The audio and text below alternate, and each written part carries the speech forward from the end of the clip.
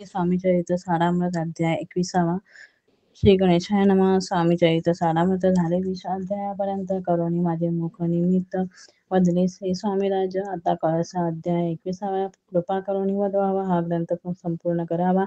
भक्तजना कारणे संपवावा अवताराता. ऐसे म्हणावजी ताग जडदेह त्यागुनी तत्वता. गेले स्वस्थानी यतिराज शके 1800 पूर्ण संवत्सर ते बहुना धान्य मास चैत्र पक्ष कृष्ण त्रयोदशी मंगळवार. दिवस गेला 3 प्रहर. चतुर्थ प्रहराचा अवसर. चित्त करून एकाग्र निमग्न झाले. निजरूपी चक्राते वेदून ब्रह्मरंद छेदून आत्मज्योत निघाली. पूर्ण हृदयातून तेव्हा जवळ होते सेवेकरी. त्यांच्या दुःख झाले अंतरी. शोक करती नानपरी तो वर्णिला न जाय. अक्कलकोटीचे जन समस्त दुःख करुणी आक्रंत. तो वृत्तांत वर्णिता ग्रंथ वाढेल समुद्रसा. असो स्वामींच्या अनंत लीला. जन सन्मार्ग दाविला. उद्धवले जन्मुडाला तो महिमा कोण वर्णी. कोकणात समुद्रतीरी प्रसिद्ध जिल्हा रत्नागिरी. पारशेत गामा माझारी. जन्म माझा झाला असे तेथेची बालपण गेले. आता कोपरली येणे किने. उपशिक्षक पद मिळाले. विद्यालय संप्रेत वाणी वारवाडी श्रेष्ठ. नाम ज्यांचे शंकर सेठ. त्याशी स्नेह झाला निकट. आश्रय जाते ते माझे. त्यांची स्वामीचरणी भक्ती भावाते पूजन करती. दिवसा बदली चित्ती.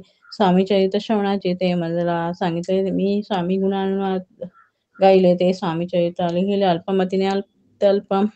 प्रथम अध्याय मंगलाचरण कार्य सिद्धार्थ देवता सवन. स्वामी चरित्रास कोण हेची कथन केले. श्री गुरु कर्तव्यातून आले. स्वामी रूपे प्रगटले. भुवरी प्रख्यात झाले.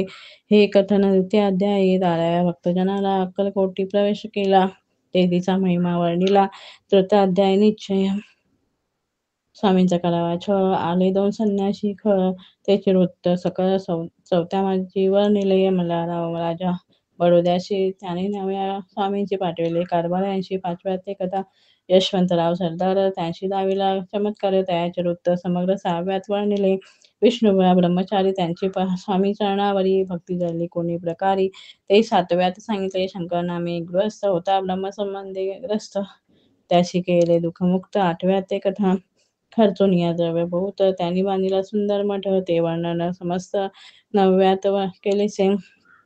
चिदंबर दीक्षितांचे वृत्त वर्णिले 10मा अध्यायात. ते ऐकिता पुनीत श्रोते होती सत्याची. 11वा आणि 12वा तैसाची अध्याय. 13वा बाळापाचा इतिहास 12वा. त्या माझी निरूपला. भक्तिमार्ग निरूपण संकलित केले वर्णन. तो 14वा अध्याय पूर्ण. सत्तारक भाविका. बसप्पा तेरी सद्भक्त. तो कैसा झाला भाग्यवंत. त्याची कथा गोड बहुत. 15व्यात वर्णिली. हरिभाऊ मराठे गृहस्थ कैसे झाले स्वामी भक्त. 16 यात निश्चित वृत्त त्यांचे वर्णिले.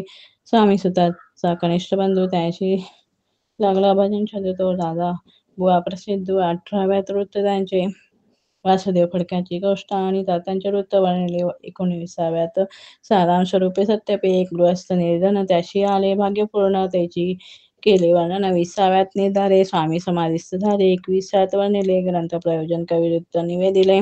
पूर्ण केले स्वामी चरित्र. शके 1819 वसंत ऋतू चैत्र मास. गुरुवार वद्य त्रयोदशीस पूर्ण केला ग्रंथ हा. बळवंत नामे माझा पिता. पार्वती माता प्रतिवता.